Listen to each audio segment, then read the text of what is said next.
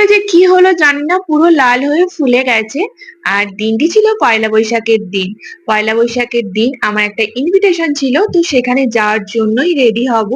এই হচ্ছে সেই লাল শাড়িটা যেটা মা কিনে দিয়েছিল জল ঢালতে যাব বলে, বাট ওই দিন তো সেই লাল সাদা শাড়িটা পরেছি। আর আজকে এই নতুন শাড়িটা পরলাম, পয়লা বৈশাখ বলে কথা, একটু নতুনের ছোঁয়া তো রাখতেই হয়, তাই না? তো এখানে একটু সাজুগুজু করছিলাম খুবই তাড়াহুড়োর মধ্যে, কারণ ওখানে পৌঁছানোর কথা ছিল 8টায়, আর এখানেই বেজে গেছে 9টা। তখন আমি সাজুগুজু করতে বসেছি সবে।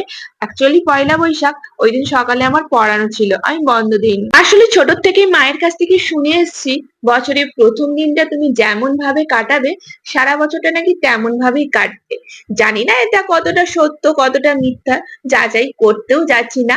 তো আমার এক ছাত্রীর বক্তব্য, ম্যাম আমার মা বলেছে বছরের প্রথম দিন পড়তে যেতে, প্রথম দিন নাকি যা করব সারা বছর নাকি তেমন ভাবেই কাটবে। নাহলে আমি ভেবেছিলাম পয়লা বৈশাখের দিনটা আমি ছুটিই দেবো, যেহেতু ওদের এক্সাম শেষ হয়ে গেছে আর ওদের তেমন ছুটিও দেওয়া হয় না, তো পয়লা বৈশাখের ওই দিনটা ছুটি থাকবে।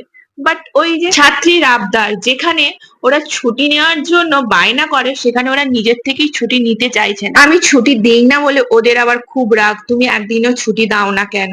আর যেখানে পয়লা বৈশাখে ওরা নিজের থেকেই বলছে ছুটি নেব না, সেখানে ওদের আবদারটা কি আর ফেলা যায় বলো? আর ওইদিকে তো অর্ধেক মেকআপ করে চলে এসেছি পুজো করতে, কারণ আমি প্রতি বছর নিজে পুজো করি আমার গনু বাবাকে। হ্যাঁ, আমি সত্যি পুজোর অত নিয়ম কানুন জানি না, বাট যতটুকু করি, যা করি মন থেকেই করি। তো তখন তো অর্ধেক রেডি হয়ে চলে গেছিলাম পুজো করতে, পুজো করে এসে আবার অর্ধেক রেডি হচ্ছি। আর সেই দিন এত গরম ছিল যা বলার বাইরে, সত্যিই বৈশাখ মাস পড়ে গেছে সেটা বোঝা যাচ্ছে। তো নিজে রেডি হব, এরপর আবার মিঠিকে রেডি করব, কারণ ওই দিন ছিল মিঠির নাচের প্রোগ্রাম। ভীষণ তো গরম ছিল, মেকআপ করার পর আমি এটাই ভাবছিলাম মেকআপ করাটা মনে হয় আজকে ঠিক হয়নি, কারণ প্রচন্ড গরম ছিল ওই দিন।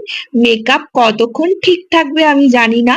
তো যাই হোক, মেকআপ করে নিয়েছি, বছরের প্রথম দিন একটু সাজুগুজু করতে ইচ্ছে করলো, মন চাইলো একটু লাল টুকটুকে শাড়ি পরে একটু সাজুগুজু করি। আর জানো তো আমার প্রচন্ড একটা খারাপ অভ্যাস আছে, সেটা হচ্ছে এই, কোথাও যাওয়ার জন্য যখন রেডি হচ্ছি, তো জিনিসপত্র তো এদিক ওদিক হবে, তো যতই দেরি হোক না কেন, যেখানে জিনিস সেখানে যতক্ষণ না রাখছি ততক্ষণ আমি কিছুতেই বাড়ি থেকে বেরোবো না।